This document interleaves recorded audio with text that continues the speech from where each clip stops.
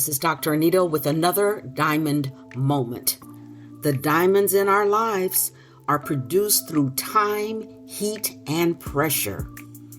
When we've gone through adverse situations, the best thing that we can do, since we cannot remove the past, is to transform it into the foundation of where we want to go in life. If you've been with me, we are anticipating the new year. We're anticipating moving forward in our journey of deliverance from things that have been difficult for us, in our journey towards turning life's challenges into diamond moments. And I want us in this last couple of weeks of this year to really think back. Yes, we've covered over the last 2 years, we've covered a lot of areas. And hopefully you've done the work. Hopefully you've thought back, looked back, released, and let go. But sometimes the things that are difficult for us persist. And we are still held captive by things that we may not even understand. I want us, again, to check ourselves during the next few weeks before we enter the new year. What we're checking for is to notice the occurrences of when we are experiencing distress, emotional distress.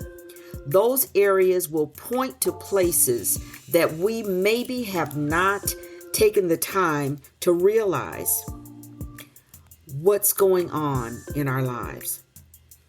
A few days ago, a well-known public personality made some well-publicized statements about foreigners coming into this country.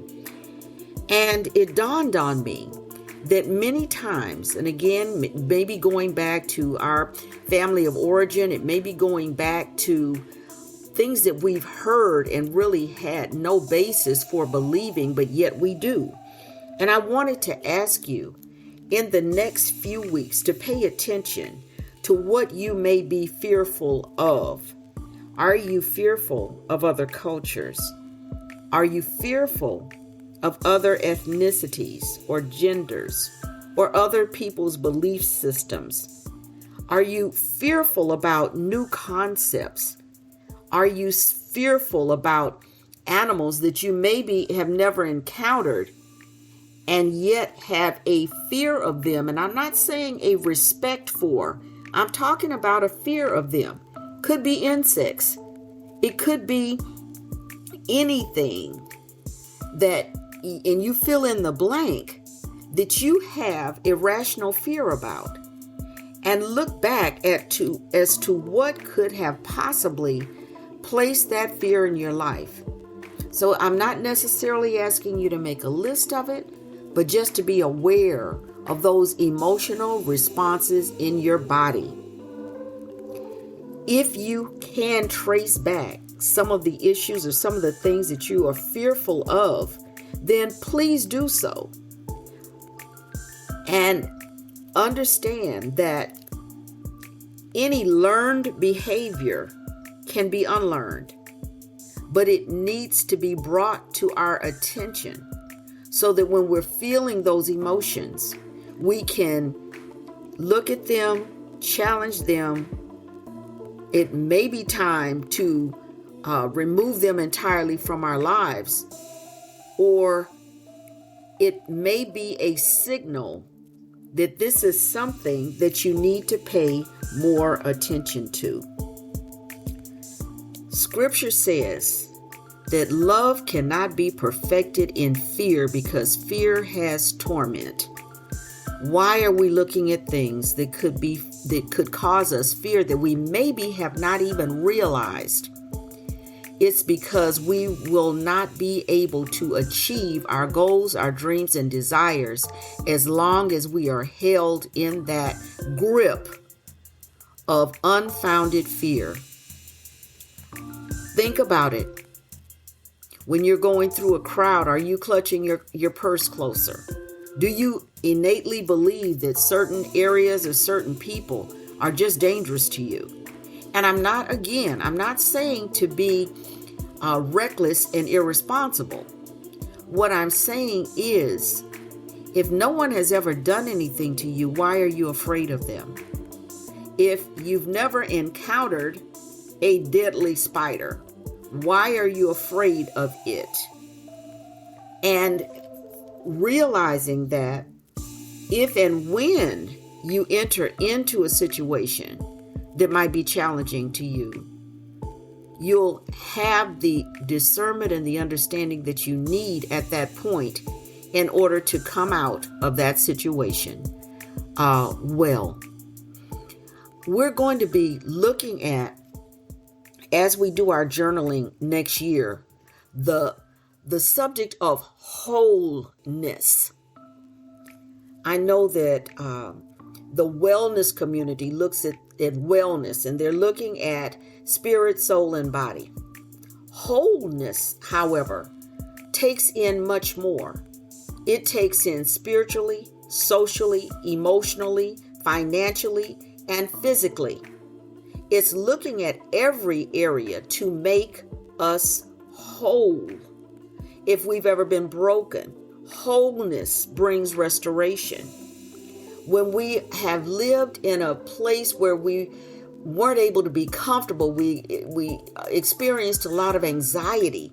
Wholeness brings you peace.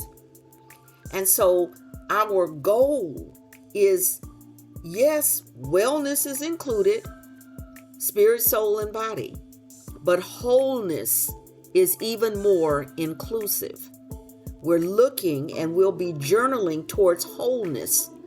Wholeness not just in our lives, but also in our finances, in our goals, in our dreams, in what we want to do. So as we move forward in these last couple of weeks of this year, really become mindful of feeling that tenseness, that you stiff up and you become tense around something or someone or a situation or even a thought, because those are the areas that will hold you back from achieving what you want to achieve. I believe that you're going to get a lot of benefit from this very simple exercise. It's not necessarily writing it down, but it is becoming aware, understanding that mind-body connection, feeling what you feel, and then determining whether it is rational or irrational. Just having an understanding of that. When the feeling comes up again, the question will come up again. Why do you feel this way? And eventually, what you've learned as learned behavior, you will be able to unlearn in conscious behavior. There are some things that you may have experienced in life that taught you a lesson that you need to remember. Had a conversation with someone recently, and we were talking about the number of people that we've seen. And if cats is your fear, then hopefully this may help you. Okay. How many people we've seen that have had negative incidents dealing with cats. And in our conversation, we brought out the fact that cats give you a lot of warning before anything happens. That most animals in nature are trying to get away from you as opposed to running towards you. The only time that you would see an animal that was actually attacking you, in most instances, is if that animal has a disease or they're sick. But on the other side of that, or opposing that, most animals are trying to get away. They don't want you to interact with them. So in this conversation we were having about cats and people who have had negative interactions with cats. It's like the cat was expressing to you that it didn't want to be pet or touched. It was expressing to you that whatever you were doing was uncomfortable to it. And the only reason why that cat would lash out is because you continued aggravating the cat. When we look back at our lives, it really is necessary to be able to determine what we brought into the situation that may have caused a different outcome. What we did we stay too long? Did we move forward when there was a clear signal to stop? Did we overlook the input that was being given? And now that we've experienced that negative interaction, are we fearful now of all cats? Every cat will attack me. Well, not necessarily. If you're not fooling with the cat and the cat is not coming towards you, you should be okay. In that same vein, pay really close attention to what you're fearful of. Is it justified? Is there something that you can do in your own behavior to change the response that you're receiving? Or are you truly just an innocent victim of circumstances? I think that it'll be revealing. I think that your answers will be something that you'll be able to get benefit of as we move forward into the new year. It will be one of those things that you can leave behind in this year and go forward and accomplish your hopes, your dreams, your goals, your desires in an atmosphere of wholeness. The word shalom, which we've heard people say, means peace.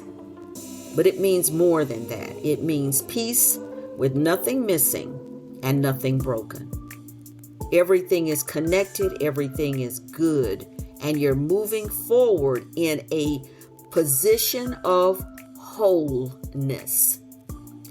As we journal in the coming year, we're moving towards wholeness.